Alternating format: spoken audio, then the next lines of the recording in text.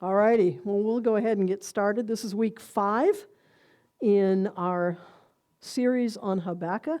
Tonight we're going to go into part 2 of Habakkuk. We finished part 1 last week, and we are going to look tonight at Habakkuk 2, verses 6 to 20. The lesson from last week should be up online sometime this week, so if you weren't here last week, you'll be able to go back and look those things up. Week 1, 2, and 3 is already up online, so you are able to go back and catch up with what was going on or what we talked about. One thing I wanted to bring up as we get started, I know it was like a real revelation, I think, for a few people. I talked about praying through an idol last week, and I was just talking with Billy about it, and I got this picture. It was kind of cool because it's another way to explain it. I had a couple people say they'd never heard that term before. But when you pray through an idol, basically the issue is that the issue, the situation, whatever it is that you're praying about, looms so large in your face that you can't see the Lord, and so you actually are trying to talk to Him about something that's looming so large in your face that's what you see and not Him. And really, when we're in conversation, which prayer is a conversation with God, when you're in conversation with somebody, you don't want something in between you and the person that you're talking to. I was talking with Billy, and I just got that picture of how you ever sit at a table and the centerpiece is sitting there on the table, and it is so large that you're like trying to look around the centerpiece because you can't see the person on the other side of the table, and you finally, you get so frustrated, you finally go, and you move the centerpiece over and you go, there, now we can have a conversation. And I think there's many times in our lives where our situations are looming so large like that centerpiece that we can't really see the Lord to talk to Him about it. And I think there's times when He looks at us and goes, why don't you move the centerpiece? Why don't you move that idol? And so I bring that up at the beginning because the 5th of these woes that we're going to look at tonight is the woe on idolatry. So I think it'll be interesting to see that connection about how many times when we pray, we're praying through that idol. We're praying more about that, or that's bigger in our face than Jesus Himself. And having a conversation with Him, and having a conversation, you want to have that where you're paying attention to the person who's speaking, and that person can be paying attention to you. And certainly in prayer, we should be looking at Him, not looking at the situation or the problem. So anyway, that was just a little take from last week, and just that getting that picture of the bouquet on the table or the centerpiece on the table was like, wow, that's a cool way of looking at it. So tonight we're going to go into part 2. We're going to basically go from Habakkuk 2, verses 6 to verses 20. And this is the section that details the woes that God pronounces against Babylon. And I'm going to draw a connection between not only Babylon and what was going on there, but also bringing it over into what goes on in our world today. And God is basically saying to Habakkuk in the course of this time that nothing gets past him. There's nothing that surprises him. There's nothing that worries him. There's nothing that he's anxious about. He doesn't fall off the throne just because something's going on. And there's times when we kind of think he has. And so he tells Habakkuk he's going to actually use this bad nation to correct his people, and then He's going to correct the arrogance of Babylon as well. And so these 5 woes are what he tells Habakkuk he's going to do to the nation of Babylon, and why. And so this, like I said, will come over where we can see it in our world as well. And then I also want to make a comparison between what Habakkuk has to say and what we find in Psalm 83 and the way that Asaph crafts his psalm, because it sounds a whole lot like Habakkuk and the way what he's talking about.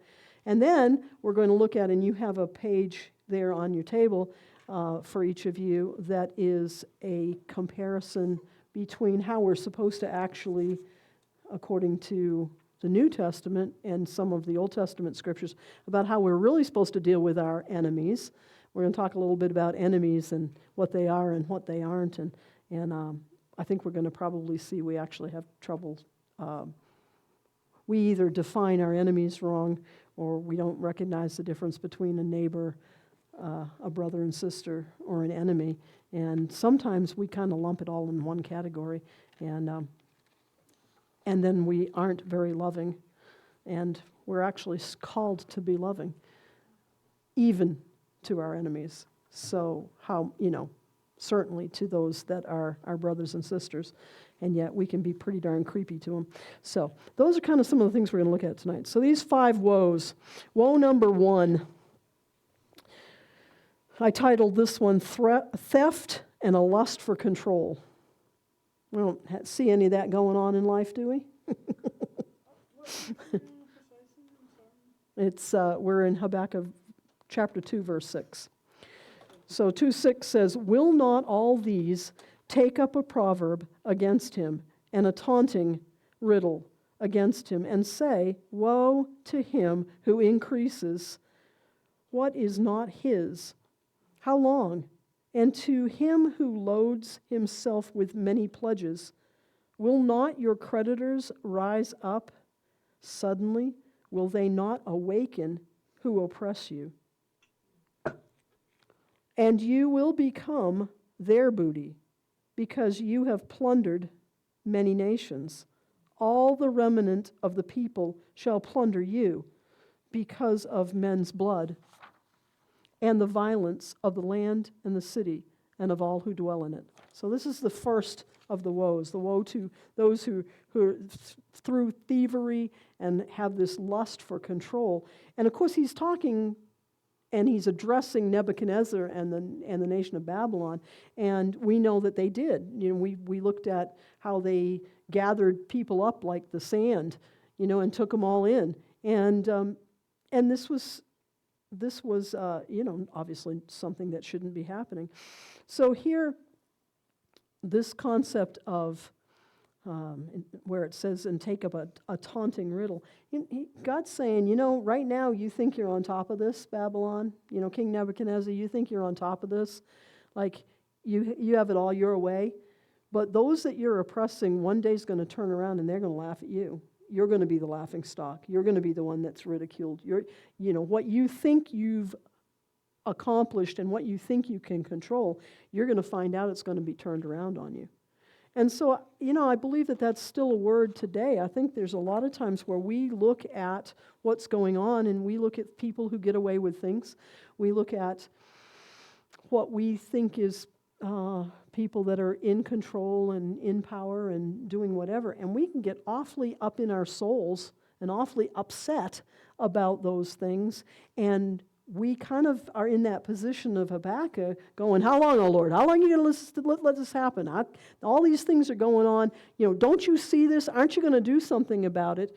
And there's a place that Habakkuk finds by the end of this book, which we'll see in the next couple of weeks, where he's actually able to rest and go, yep, okay, this all looks really bad, but I will trust you regardless.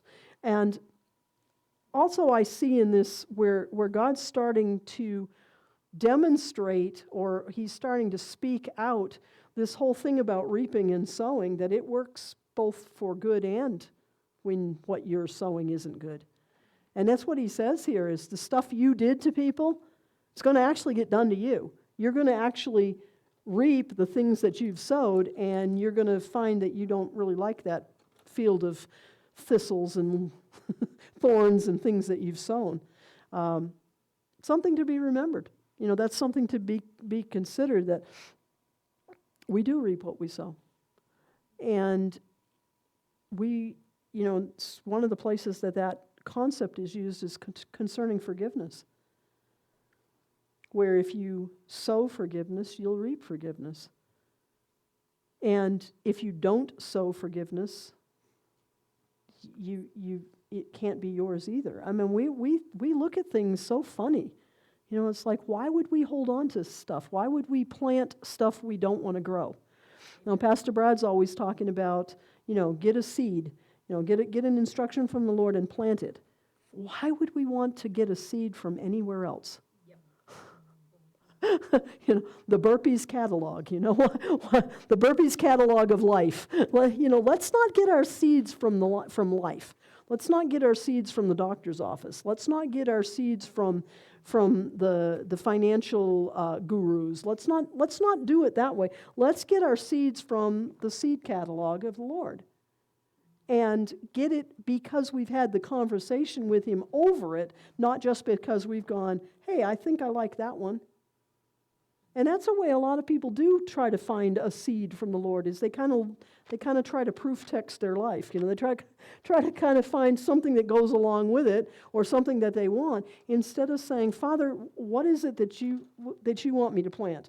Lead me in your word. Lead me by your Spirit and lead me in your word, both the word and the Spirit together, so that you have confirmation.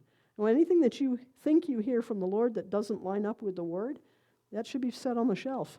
That's suspect, because the two should go together. So reaping and sowing is a God principle on either side, good or bad. And Babylon, we ultimately know through history, was conquered by the Medo-Persian army, and we see this at the end of Daniel. Somebody else rises up to punish them. So he's assuring the prophet that he knows what's going on and he's going to deal with it. The second woe here is against greed and injustice, or unjust gain. This starts in verse 9. Woe to him who covets evil gain for his house, that he may set his nest on high, that he may be delivered from the power of disaster. You give shameful counsel to your house, cutting off many people, and sin against your soul. For the stone will cry out from the wall, and the beam from the timbers will answer it. So this one is wrongfully taking the wealth of others to protect yourself at the expense of others. And he's saying even the stuff you took will testify against you. And I mean, you see this sometimes where the very things that people have gone after, it just crumbles before them. It's not about, the one who wins is the one who has the most toys at the end of the game. We're not living in the game of Monopoly, when you can buy everybody else out, I don't know how you all played it, but when we played Monopoly at our house, at the end, when we got to the point where others couldn't go forward anymore, at that point we would say, okay, let me buy you out, and so somebody at the end would have, all the property, and somebody else has only got Baltic and Mediterranean, and they're still trying to get around the board, right? Well, that's kind of the picture here, is Nebuchadnezzar and the nation of Babylon's, they've got all the rest of them, Park Place and then some, and Israel's kind of, or Judah's kind of going along, and they've kind of got they've kind of got Mediterranean and Baltic, and they're just trying to survive.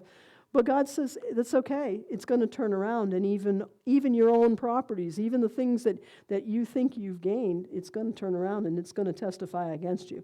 You're going to have problems. Don't we see that in today's world? People who trust in their own wealth, people who trust in their own gain.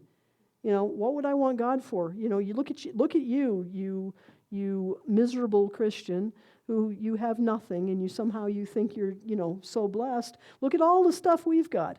Now, it makes me think of that Old Testament scripture that says, some may trust in horses and some may trust in chariots, but we will trust in the name of the Lord our God. And so there's that place of going, it really doesn't matter what it looks like at this point. God's still in control. He's still taking care of us. He's still going to take care of us. It reminded me of James 5. This took me over to James 5, starting verses 1 through 6. It says, "Come now, you rich, weep and howl for your miseries that are coming upon you. Your riches are corrupted, and your garments are moth-eaten. Your gold and silver are corroded, and their corrosion will be a witness against you, and will eat your flesh like fire. You have heaped up treasure in the last days. Indeed, the wages of the laborers who mowed your fields, which you kept back by fraud, cry out, and the cries of the reapers have reached the ears of the Lord of Sabaoth. You have lived on the earth in pleasure and luxury. You have fattened your hearts as in the day of slaughter. You have condemned, you have murdered the just. He did not resist you." And I mean, there's a, that's a New Testament example where James is saying, hey, those of you who think you get away with this, you don't. You don't get away with this. It's really, I think, difficult for us to keep that perspective and keep our soul out of the way. Because the way we think about things, the way we feel about things, that can come up really large in our sight, larger in our sight than what God has to say about it. He's not short in dealing with things. He hasn't forgotten us. He's not going, oh my me, He's okay, and we need to be as well. And realize that He's going to take care of it. Wrongfully taking the wealth of others to protect ourselves at the expense of others. I mean, that's, you see this. And I mean, even we can do that if we're not careful. Where we're like, we used to say, grab all you can all you can, and then guard your can. That seemed to be the way it was working. It's like, okay, I'm gonna get all the stuff. I'm gonna make sure everything's all lined up and everything is good, and then I'm gonna put that away. Remember the parable in there about the silos? I'm going to build another silo to store up.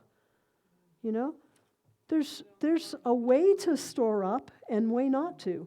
We're supposed to be storing our treasures in heaven, right? We're not supposed to store here on earth. That doesn't mean that you don't have a plan, but that plan needs to be according to God. When you start worrying about whether or not, think about, oh no, the stock market failed, or oh, the bank is in trouble, or how much fear does that strike in your heart? It shouldn't. But that's where our world is. How many people freak out now because they've got sniffles? We never used to freak out over having a cold. I've talked to somebody today, and they were talking about, their child had been sick, and the minute the child had sniffles, they're like freaking out that something's wrong, and I was taking her temperature every 45 minutes to make sure that her fever wasn't going up. When in the world would we ever have done that before? Even if you were a panicky mom, you didn't do that. You laid your hand on their head and went, hey, you feel warm. Well, let's check in a little while. It wasn't like, let's freak out and take a temperature every couple of minutes. And this person said, I realized, all of a sudden I realized, well, wow, I'm freaking out over something that I shouldn't have. Kids get colds, so what? Now it's anybody gets the sniffles and you're like, whoa, stay away from me. Why? Why? Because that whole scenario in the last few years has released such a torrent of fear into our environment that people grasp that, they go by that, and now they're freaking out over everything. Where in the Word of God does it tell you to freak out over anything? It doesn't. There's not one scripture that says freak out about anything. In fact, be anxious for nothing. Be anxious for nothing sounds to me a lot like don't freak out over anything. And yet, every one of us knows that there's some time, some situation, something that will catch in us, and we'll be going, oh, and worrying about something when God says not to. One of the things he's had me on here, my personal growth and development, is he's said, okay, you've been preaching and teaching and working out in your own life this whole thing about working out your salvation in fear and trembling in how you think, right? We want to think God's thoughts after him. We want to capture what he's thinking and think that instead of thinking whatever pops in our noggin that isn't what he's thinking. But he said to me the other day, he said, how about doing the same thing with your feelings? If you're supposed to think your thoughts, if you're supposed to think his thoughts after him, do you know that you're also supposed to feel his feelings after him?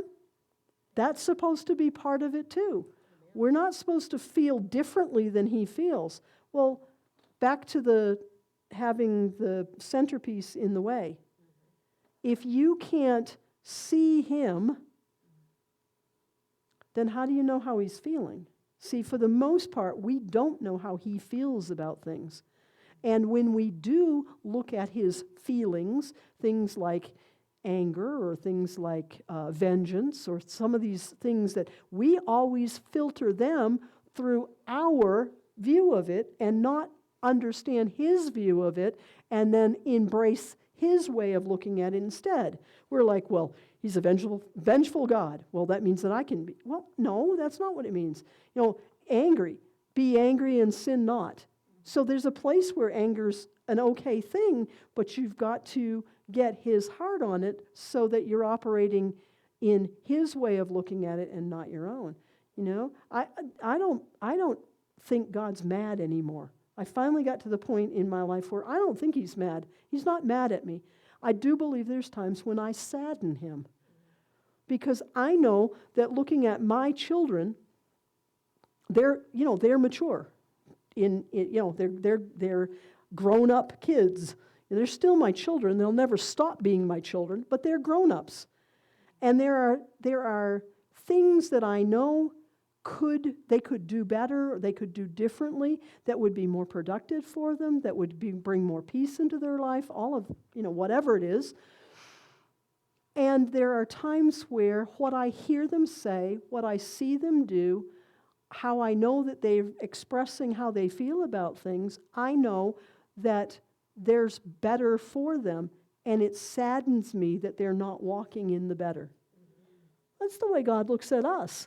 There are times when he goes, if they would just do this, I told them to do this, but they're doing this, and it's not, he's like, well, they're bucking my authority. That's not the way he looks at it. He looks at it and goes, I want the best. I love them. God so loved that he gave. He gave us everything. He's given us everything that pertains to life and godliness, and we whine about that because we don't know how to access. A lot of it's because we are up in our souls. We're messed up in how we think and how we feel because we haven't lined up with him. So the more that we line up with him, the more that we can access what he has given us, and it changes our perspective. That makes him pleased, right? Think about scripture that says, without faith, it's impossible to please God. For he who would please God must believe that he is, and that he's a rewarder of those that diligently seek him. It doesn't say those that please him must think he's angry at you all the time, right? I mean, he's a rewarder. And that word rewarder, it's a really cool word. In both Hebrew and Greek, the word that's translated rewarder means he pays wages to. Both Hebrew and Greek, the word rewarder is he pays wages to. It's God who pays your wages. And we're going to actually look at that here in a minute, because here we've got Nebuchadnezzar who thinks that he's doing this, he and Babylon are doing their own thing. And we're going to see just how in-depth that gets. And here James is saying to the rich, if you think you got it yourself, look out, because you're going to find out that isn't how it happened. Same thing that God's telling Habakkuk. If you took it for yourself, and you think that's the way to do it, you're going to find out it's not. So woe number one was theft and a lust for control. Woe number two, greed and unjust gain. And woe number three is violence. Woe number three is violence, starting at verse 12. Woe to him who builds a town with bloodshed, who establishes a city by iniquity. Behold, is it not the Lord of hosts that the people labor unto feed the fire? The nations worry themselves in vain. And this is kind of an interesting, I mean, when you look at this, you can see this in, I think we can look at some of our cities, and they weren't founded in a godly manner. You know, they were gotten in ways that they shouldn't have been gotten. And we can say, hey, you know, why do things go like this? Why are things like this? In this case, having many cities was a visual sign of the king's glory or nobility. So Nebuchadnezzar wanted to have cities built. He wanted to capture cities and do amazing architecture, and I mean he wanted this kind of stuff because it made him look good. And yet God tells him here that his glory will be forfeited. So in this case, the word glory, and it's kabod, and we use the word kabod to mean the weighty presence of God, but it also is the nobility or the notoriety or the way that you look before others. And God is determined that this kind of action of doing this, of building things for yourself, to build yourself up, to puff yourself up, to be glorious, that it's going to come down. God's determined that this kind of action will come to a point where there is no real gain from it. This reminded me of Deuteronomy 8. And I went over to verse 11, and this goes along with what I said about God giving you the power to gain wealth and God being your rewarder, and that means he pays wages to. Deuteronomy 8, verse 11 says, beware that you do not forget the Lord your God by not keeping his commandments, judgments, and statutes which I commanded you today, lest when you have eaten and are full and have built beautiful houses and dwell in them, and when your herds and your flocks multiply, and your silver and your gold are multiplied, and all that you have is multiplied, when your heart is lifted up, and you forget the Lord your God, who brought you out of the land of Egypt from the house of bondage, who led you through the great and terrible wilderness, in which there were fiery serpents and scorpions, and a thirsty land where there was no water, who brought you water out of the flinty rock, who fed you in the wilderness with manna. And remember, this was the whole story Pastor Brad was using on Saturday. Which your fathers did not know, that he might humble you and that he might test you to do you good in the end. Then you say in your heart, my power and the might of my hand has gained me this wealth. So this is the exact same thing that he's saying to Nebuchadnezzar, that Nebuchadnezzar was doing. No, it's not for man to build a name for himself. Our job is to exalt the name of the Lord. And it says that when we exalt him, he lifts us up. Amen. So once again, we don't get why this works. And he's telling Nebuchadnezzar, you forfeit what you gain if you do it by evil. That gain, when you try to gain glory for yourself, it's of yourself. And this contrasts with verse 14, which I didn't read yet, but verse 14, he's making this contrast, and then when we go into 14, you'll see. And this is exactly what Nebuchadnezzar actually said in Daniel 4, verse 30. It says, the king spoke, that king is Nebuchadnezzar. The king spoke, saying, is not this great Babylon that I have built for a royal dwelling by my mighty power and the honor of my majesty? I mean, that was his words. And here's what God said to him.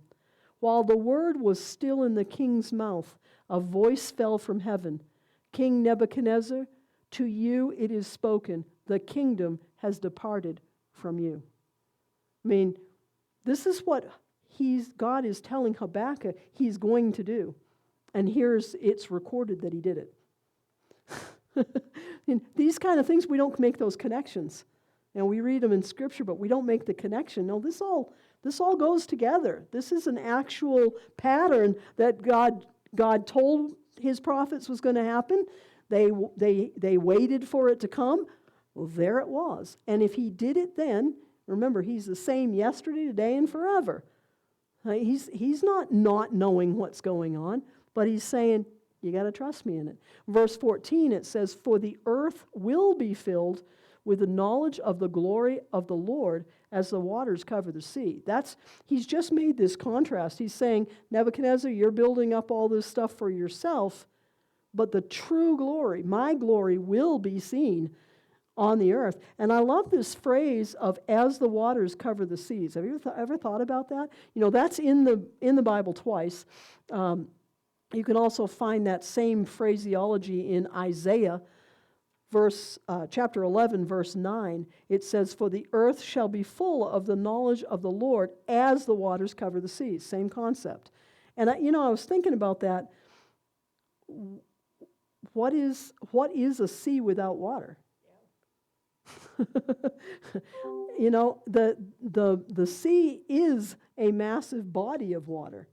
So sea without water is a dried up hole filled with rocks and sand. And basically, that's what the Lord is saying to Nebuchadnezzar. You may think you got it all. You may think your hole is full. But I'm telling you that all it's really full of is sand and rocks. And that thing that you think is the glory that's covering it, it's gonna dry up on you. And that's not so of God's glory, because his glory is going to cover the earth like water. Well, we don't see that right now. Not if we're not looking with spiritual eyes. We're seeing other stuff. And we could be in that same kind of a despondent character that Habakkuk is in, looking at everything going, oh, really? Mm-hmm. How long, O Lord? How long am I going to have to do? But remember, we're in chapter 2. We're going to get over into chapter 3, and we're going to see how this changes, how Habakkuk's heart changes, how his despondency changes. But the situation in his day didn't. And that's the thing. We need to change. We need to be able to be at that point where we do not go by what we see, right? Remember I just said the just shall live by their faith? Faith is not what you see in this realm. Faith is what you see in the spirit realm. And what you see in the spirit realm is what God says. Because there's nothing in that realm that isn't according to what he says. So that we have to come to that place, and that's what he's dealing with is this. And so there's this contrast between man's ill-gotten glory and the true glory and splendor of God. This is still what he's doing. How many of us talk about wanting to be in his glory, wanting to see his glory, wanting to experience his glory, but we really don't know what that is. We think we do. Or we'll have a really good time in God and go, ooh, the glory of God showed up. And then we'll say things like, don't touch the glory. Like, wait a minute, you know what that really means? Don't pick on each other, because man is the glory of God on the earth. No, but we make it like, don't take any credit for anything. You know what the best thing you can do when somebody gives you a compliment?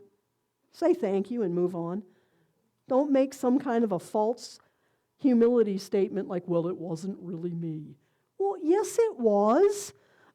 It was really you. Yes, you're empowered by God. But you know what? You don't have to explain that every time somebody says thank you to you. Just take the thank you and move on. You don't have to say a bunch of stuff. Does that make sense? We've probably all done that at one time or another, because we think somehow it's, more holy to say, oh, it wasn't really me, than to just say thank you. I've learned to just say thank you and move on. It's nice to be appreciated. You're not taking God's glory just by recognizing a compliment and saying thank you. Well, boy, that's religious, gotten way out there on that. All right, woe number 4. I titled this one, Drunkenness, Lust, and Corrupting Others, or Foul and Corrupting Ways.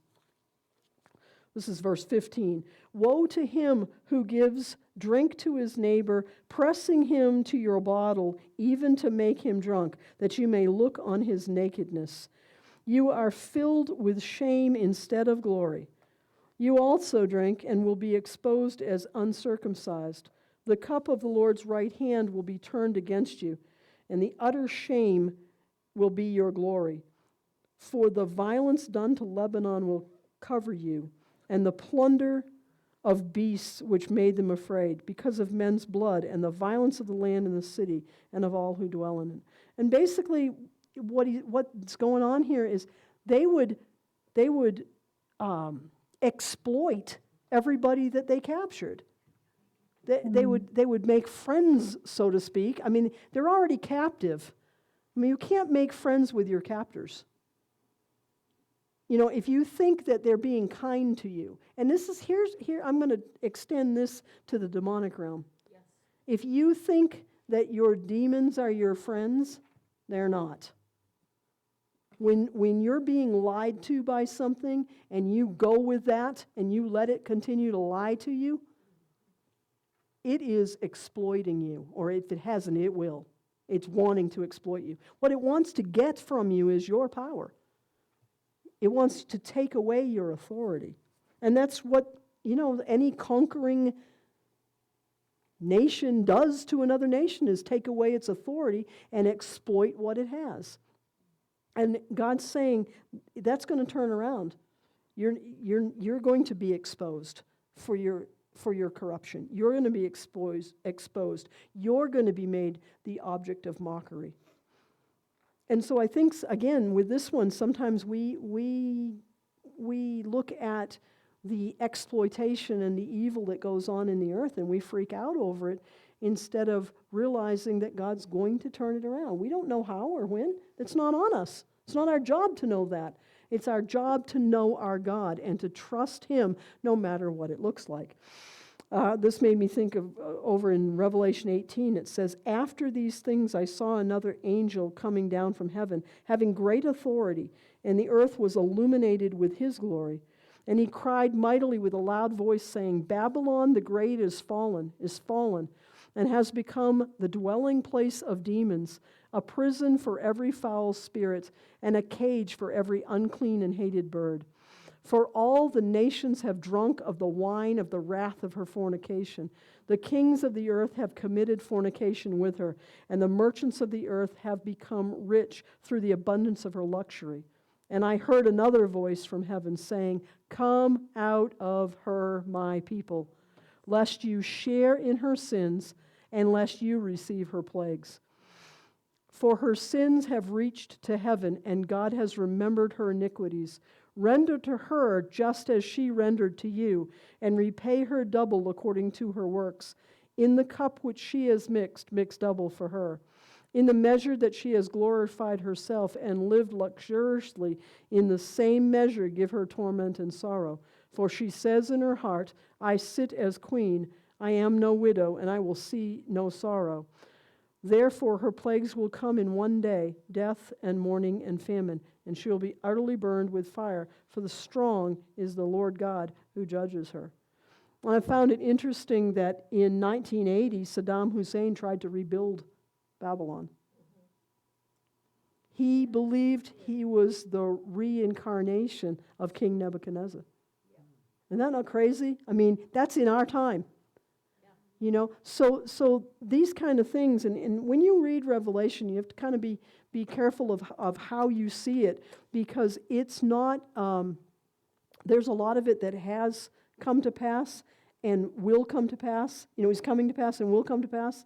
Many times with prophetic type or apocalyptic type literature, there is a happening and will happen and will continue to happen factor to it. And we miss that. We relegate all things to later on.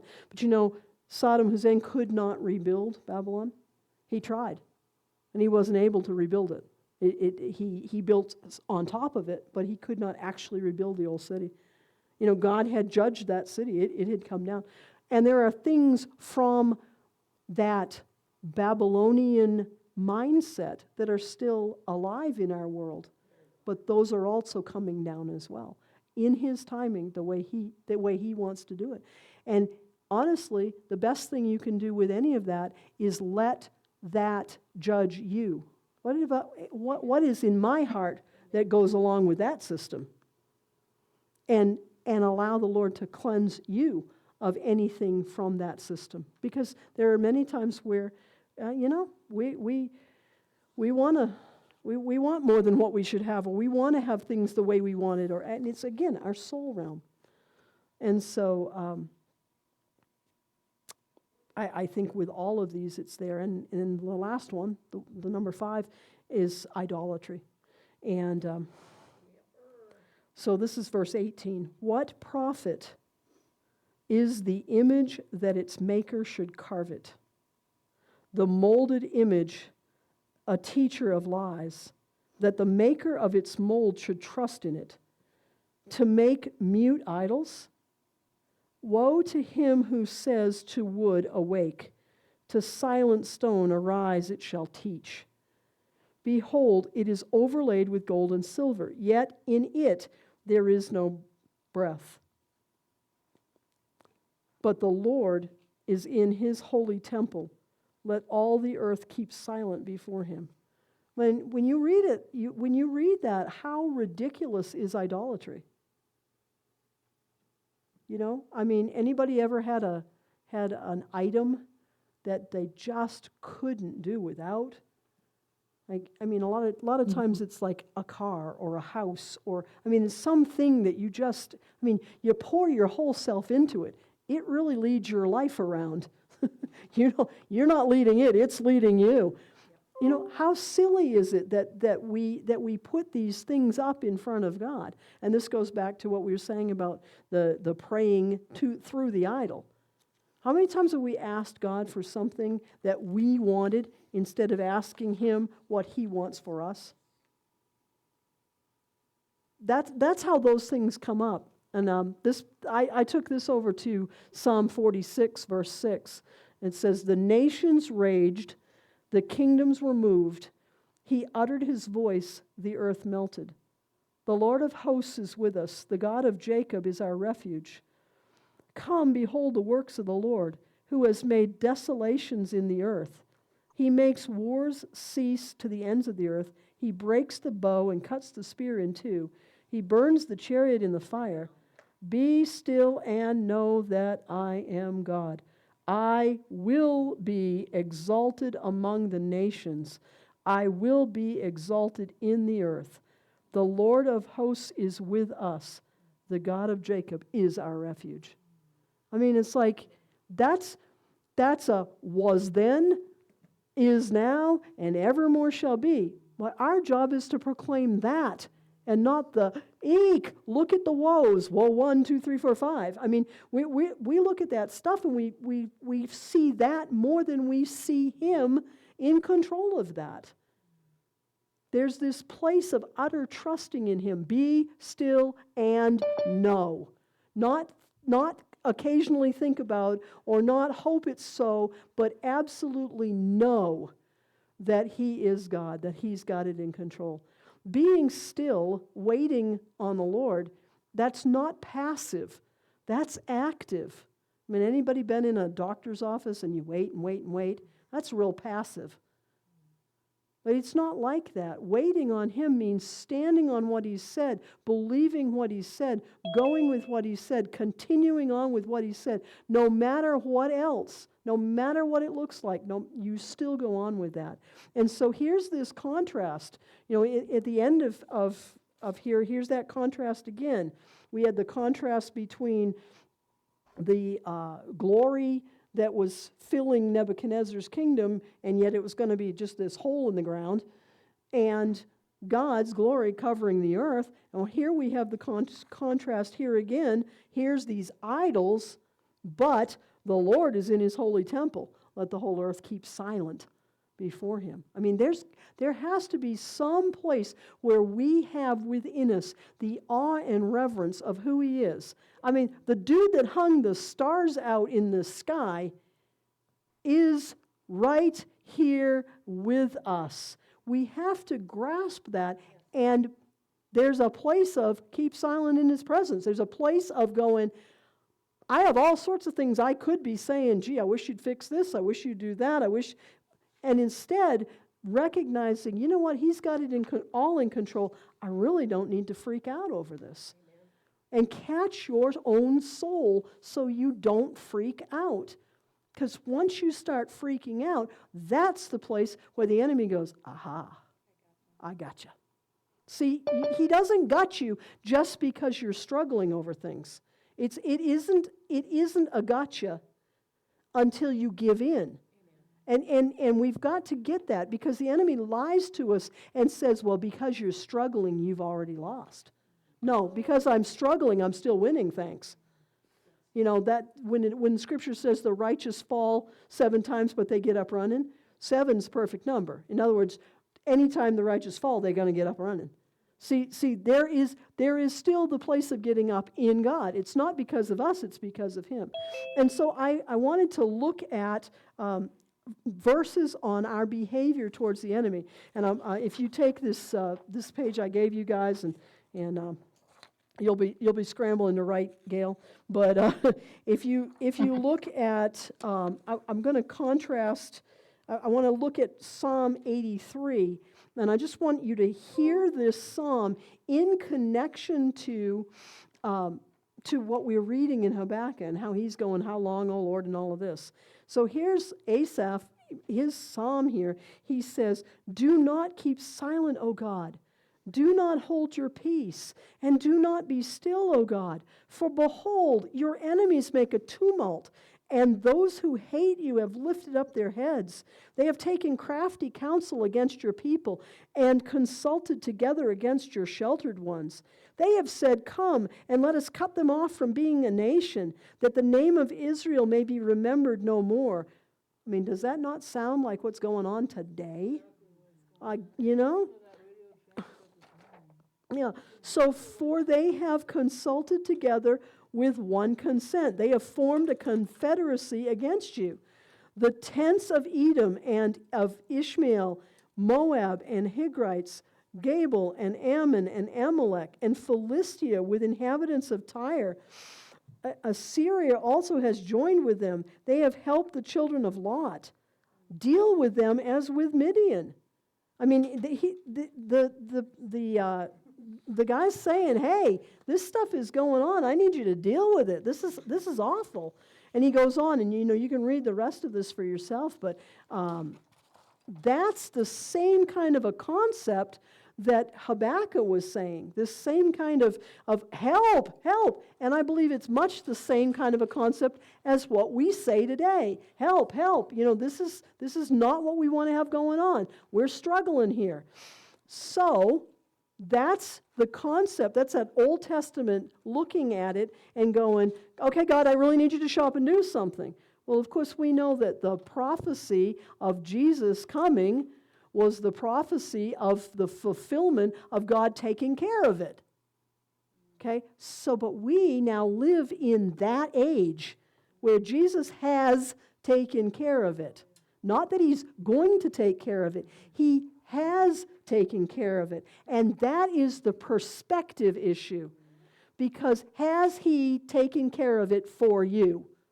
Do you really have that kind of a belief?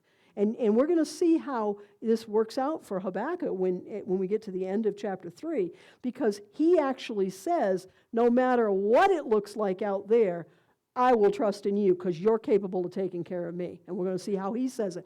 But are we at that point where we aren't saying, oh God, I need you to do something about this. Oh God, this is wrong. Oh God, that is wrong. Can't you see what's going on here? Or are we able to step into that place of peace? Remember, Jesus said when he left the earth, and he said to his disciples, peace I give you, not as the world gives, give I unto you. So he's given us the place, he is the place of peace if we will step into it. But our soul keeps us from doing that. What we think and how we feel, and then what we end up doing, keeps us from being able to go into that place of peace. It's not because it's not there for us. It's because we won't enter in. And sometimes we think but I'm trying. Well, but that very act of trying may be the problem. There's a, we talk about Jesus laying down in the back of the boat and being at peace in the midst of the storm. Can you go curl up next to him in the midst of your storms? Because he's still not freaking out. He's still laying in the back of the boat. He wants us to cross to the other side. He says go, so therefore we're going to. I mean, we have to come to that place. And every time a thought or a feeling interrupts that place of peace, that's the place where you take authority. That's the place. And you're not dealing with something out here so much as you're dealing with this, because as soon as you really take care of this, that out there can't really affect you anyway.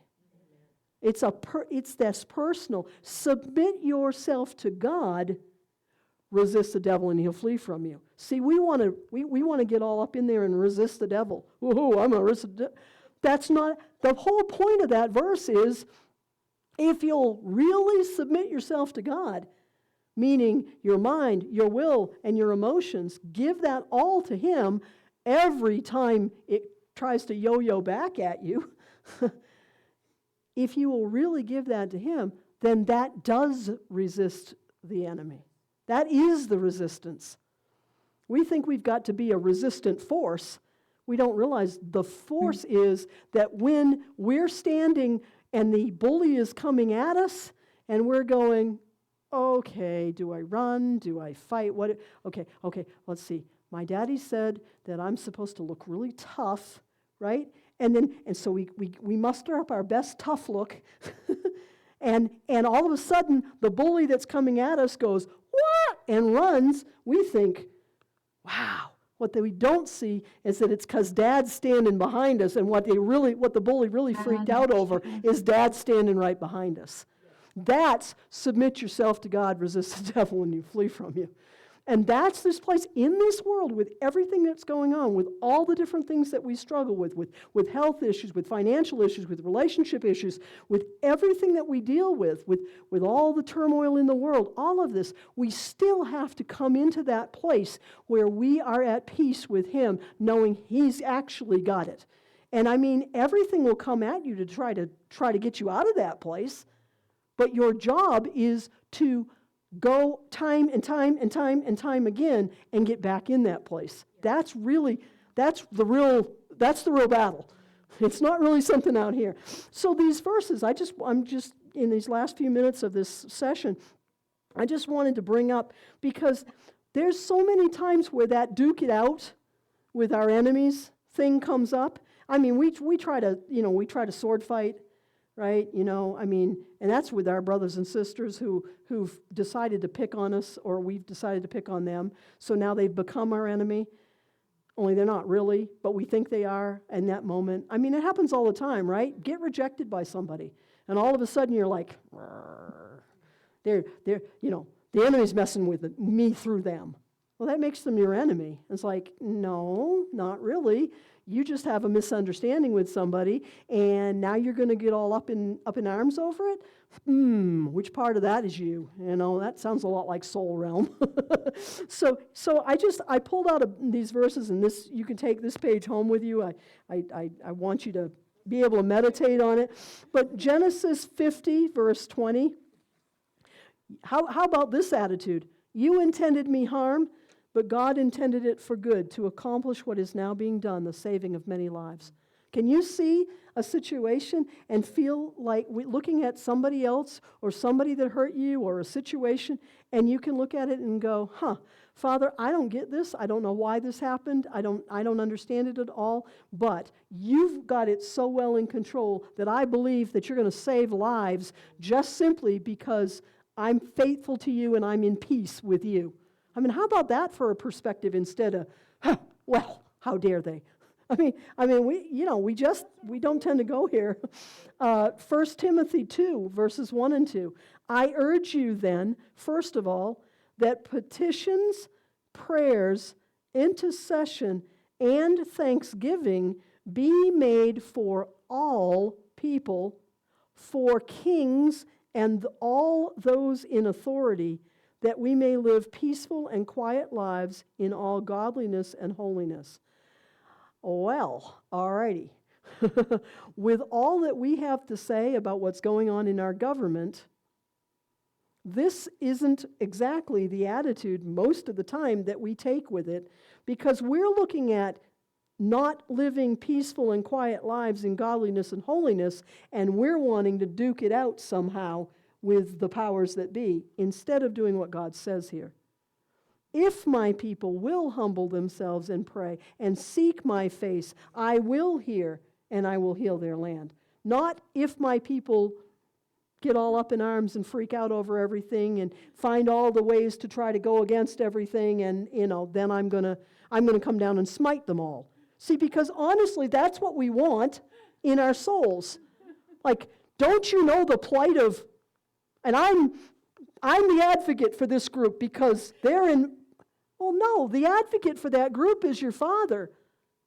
I mean, if you don't think that He cares more about what's going on with whatever oppressed group you think is your cause, then you don't know your God. I mean, we don't know our God. It says people who know their God do exploits. We don't do exploits, we do idiocies.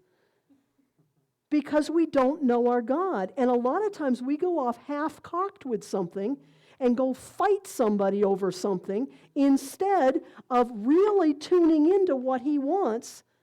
How do you demonstrate love to somebody who's in your face? It's not easy. But wonder what would happen if we consistently started to do that. Well, they just run right over us. We're not supposed to be a doormat to anybody. We're the head and not the tail. We're above and not beneath. Wait a minute. What's all this stuff? That's your soul. Because we've taken it and we've made it some kind of a mantra instead of really tapping into Him and saying, Father, I don't get this. This person drives me bonkers. And I don't know how to deal with them, but the way I want to deal with them is probably not what you want me to do. So, Father, you're going to have to help me because I am all up in my soul over this. Oh, how many things like government are we all up in our soul over? I'm not saying it's right. I am absolutely with Habakkuk going, how long, O Lord? But unless He's giving me direct direction for how to deal with something, I'm going to trust Him to deal with. There's a verse in Jeremiah, I do not concern myself with things too wonderful for me. Well, wait a minute. I don't think those things are very wonderful. Well, that word wonderful doesn't mean woohoo. It means awe-inspiring, like, I don't know what to do here. I mean, honestly, you mean to tell me any of us really know how to fix this thing? There's only one way to fix this thing, and that's trust that He's going to fix this thing. Right? I mean, really, let's get real about this. And I'm not saying that if you have something that you really feel like some cause He's called you to, I'm not poo-pooing your cause. I'm really not. I'm just saying make sure that you operate towards your cause in the Spirit of the Lord, giving His guidance and knowing how to go forward there and not just doing something according to what you think this works out. We pray like that a lot. We tell God how to do things. You know what? I don't tell Him how to do anything. I've figured out that He knows better than I do. I thank Him for knowing better, and I thank Him for leading me and guiding me and directing me. But I'm not going to tell Him how to do it anymore. I've given up on that. It took me 60 some odd years to do that, but I've given up on that. Look at Luke 23:34. And Jesus said, Father, forgive them, for they know not what they do. I mean, He said that when He was being nailed to the cross. And I always used to look at this and go, really? Like, you're asking the Father to forgive them because they don't know what they're doing. Those guys with nails and hammers, you're telling me that they don't know they're nailing you to the cross? And the Lord showed me, no, they don't know the ramifications of what they do. When people mess with us, they don't understand the ramifications of what they're doing. They're just living their life being, fat, dumb, and happy like the rest of us. I mean, they're just going on about trying to get, and yet we get, like, has anybody ever cut you off in traffic and you've gotten like super, super angry at them cutting you off in traffic? Like they did that to you personally. Like they were gunning for you. No, they weren't. They were just as distracted pulling out in front of you as you were with whoever you pulled out in front of and don't realize you did it to. Okay? I mean, it wasn't a personal affront. That's your soul realm jumping up and going, I have a right to not be cut off in traffic. Well, yes, you do, but that time it got violated. Gee, sorry. And you probably violated somebody else's right to not get cut off in traffic and didn't even know you did it. Thankfully they weren't behind you telling you were number one. Okay? Or maybe they were, but you didn't know it, so it was okay.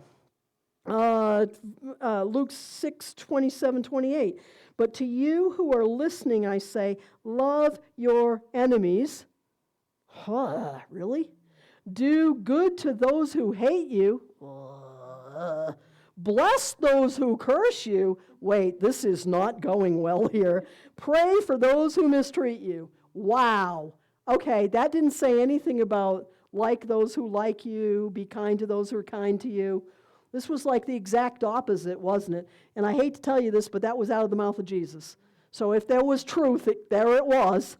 Wow, that is not the way we want to deal with things, is it? We want to call down fire from heaven, right? Remember that scripture? Where the disciples were upset that somebody else was speaking in that wasn't part of them, and we want to call down fire from heaven. And Jesus said, you don't understand what manner of man you are. Now, we always look at that and go, well, they didn't understand that wasn't the right thing to do. And that's true, but there's a depth to that we don't get. They also didn't understand they really could have.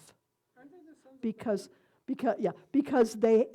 we have that authority in God. Right? Our words are life and death. So we can speak to something and we can absolutely shrivel it. I mean, anybody ever say something to you and you went, right? Well, why in the world, knowing what that feels like, why in the world would we do that to anybody else? I mean, we know what it feels like to shrivel at somebody's words. Why would we ever release words towards anybody else that would cause them to shrivel? I mean, accidentally, sure, sometimes we say stuff and we don't even realize how somebody else is going to take it. We're not purposely going, let me shrivel you with my words. But it happens. Gail, I will send you a copy of this. Ken, you can pick up a copy of it here at the church. And Michael, if you send me an email address or something where you can get this, I'll open it up for you as well. Because that was only 1, 2, 3, 4. That was only the first 4 off this list of 15, and we're already at the point of convicted, I hope. It's just like we need to watch how we say things. Because this is how we're supposed to speak to our enemies. Let alone to, everybody else. Vicki had said earlier I don't really have any enemies, and I mean, I've never heard Vicki say a creepy thing. I'm not saying she does. So, but how many times do we just, get self-absorbed or whatever, and we're talking to people that aren't even our enemies, and we're not treating them as well as this says we're supposed to treat our enemies. Ow! I mean, really, we don't realize. This is why be quick to repent. Be slow to speak. Watch it. James says that the anger of man does not promote the righteousness of God. Phew. So, I mean, this is some pretty tough stuff.